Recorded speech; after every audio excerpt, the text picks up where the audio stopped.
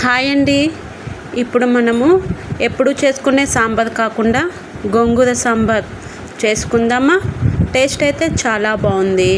ముందుగా నేను ఒక అర కిలో కందిపప్పుని ఒక 2 సార్లు శుభ్రం చేసుకున్నాను. ఇలా కడిగిన తర్వాత ఈ గోంగూర కూడా ఒక కట్ట తీసుకున్నాను. ఈ కట్ట కూడా నీట్గా కడుక్కున్న తర్వాత నేను అదే కందిపప్పులో ఈ గోంగూరను అండ్ ఒక 5 టమాటా తీసుకున్నానండి. టమాటా ముక్కల కింద కోసింది దాంట్లో యాడ్ చేసుకోవాలి. ఒక 3 పచ్చిమిర్చి కూడా నేను కోసుకొని దాంట్లో కందిపప్పులోనే యాడ్ చేసుకొని తగినంత వాటర్ పోసి ఇప్పుడు వీటిని మనం కుక్కర్లో మనము ఒక 5-6 విజిల్స్ వచ్చే వరకు మనము వీటిని మనం ఉడికించుకుందామండి. ఇప్పుడు మనము స్టవ్ మీద పెట్టుకుందాము. ఒక పక్క ఇది స్టవ్ మీద పప్పు ఉడుకుతుంది కదా. ఇప్పుడు మనము మరో పక్క సాంబార్కి అవసరమైన కూరగాయలను మనము కట్ చేసుకుందామండి. నేను సొరకాయ, దొండకాయ, ములక్కాయ అండ్ టమాటా కూడా ఒక 2 టమాటా ముక్కలు తీసుకున్న, బెండకాయ, పచ్చిమిర్చి, ఉల్లిపాయ ఇవి కట్ చేసుకున్న తర్వాత మనం వీటిని ఒక బౌల్లోకి తీసుకోవాలి. బౌల్లోకి తీసుకొని కొన్ని వాటరు వేసుకొని ఉప్పు, కారం, పసుపు తగినంత వేసుకొని మనం ఇక బౌల్లో మనం పక్కన కూరగాయలు మనం ఉడకనిచ్చుకుందామండి. ఈ కూరగాయలు ఒక 60% ఉడికిన తర్వాత ఒకసారి మనం కలుపుకోవాలి. ఉడికినాయో లేదో ఒకసారి మనము చూసుకుందాము. ఒక 60-70% వరకు మనం ముక్కల్ని ఉడకనిచ్చుకోవాలి. ఇలా ఉడికిన తర్వాత మనం లాస్ట్ బెండకాయ ముక్కలు యాడ్ చేసుకుందామండి.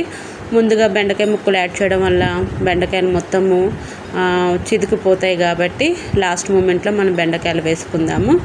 పక్కన పప్పు కూడా ఉడికిందండి. ఈ పప్పును ఇప్పుడు మనం మెత్తగా స్మాష్ చేసుకుందాము. తగినంత ఉప్పు వేసి ఇట్లా బాగా స్మాష్ చేసుకుందామండి. ఇలా స్మాష్ చేసుకున్న తర్వాత మనము పక్కన కూరగాయ ముక్కలు ఉడికినాయి కదా, ఈ కూరగాయల ముక్కల్ని ఈ పప్పు గోంగూరలో యాడ్ చేసుకుందాము. యాడ్ చేసుకున్న తర్వాత ఒక నిమ్మకాయ సైజు అంత చింతపండు నానబెట్టుకోవాలండి.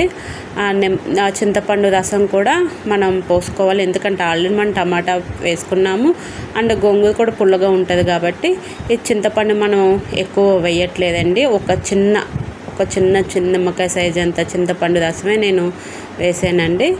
ఇప్పుడు మనం అంతా కలుపుకున్న తర్వాత మనం సాంబార్లో సాంబార్ ఎన్ని వాటర్ కావాలంటే అన్ని వాటర్ మనము యాడ్ చేసుకుందాము. ఇలా యాడ్ చేసుకొని ఒకసారి కలుపుకుందామండి. మళ్ళీ ఉప్పు కూడా మనం యాడ్ చేసుకోవాలి. అంటే పప్పులో వేసాము, కూరగాయలు ఉడికించినప్పుడు వేసాం కదా, ఇప్పుడు మనం వాటర్ యాడ్ చేసాం కాబట్టి తగినంత ఉప్పు కూడా మళ్ళీ మనం యాడ్ చేసుకోవాలి. ఇప్పుడు సాంబారు మరుగుతుంది కదా, ఒకసారి కలుపుకుంటూ ఉందామని. ఎందుకంటే పప్పు కింద మాడిపోతుంది కాబట్టి మధ్యలో మనము వీటిని కలుపుకుంటూనే ఉండాలి. ఇలా కలుపుకున్న తర్వాత మనము సాంబారు మరిగేటప్పుడు మనం కరివేపాకు వేసినా కూడా మంచి స్మెల్ వస్తుందండి. ఒక చిన్న ముక్క బెల్లం ముక్క వేసుకున్నాను. బెల్లం వేయడం వల్ల సాంబార్ టేస్ట్ చాలా బాగుంటుంది. నేను 2 ప్యాకెట్ల సాంబార్ ప్యాకెట్స్ కూడా నేను దీంట్లో యాడ్ చేస్తున్నాను. ఈ సాంబార్ పొడి వేయడం వల్ల కూడా టేస్ట్ చాలా బాగుంటుందండి. మనం సాంబార్ ప్యాకెట్సే కాకుండా ఇంట్లో కూడా తయారు చేసుకోవచ్చు. ఇప్పుడు తగినంత కొంచెం ఒక చిటికెడు ఇంగువ కూడా నేను యాడ్ చేసుకుంటున్నా.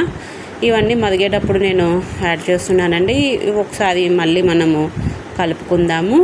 ఇలా కలుపుకున్న తర్వాత పప్పు మనం సాంబార్ మరిగేంత వరకు మనం ఉంచుకోవాలండి.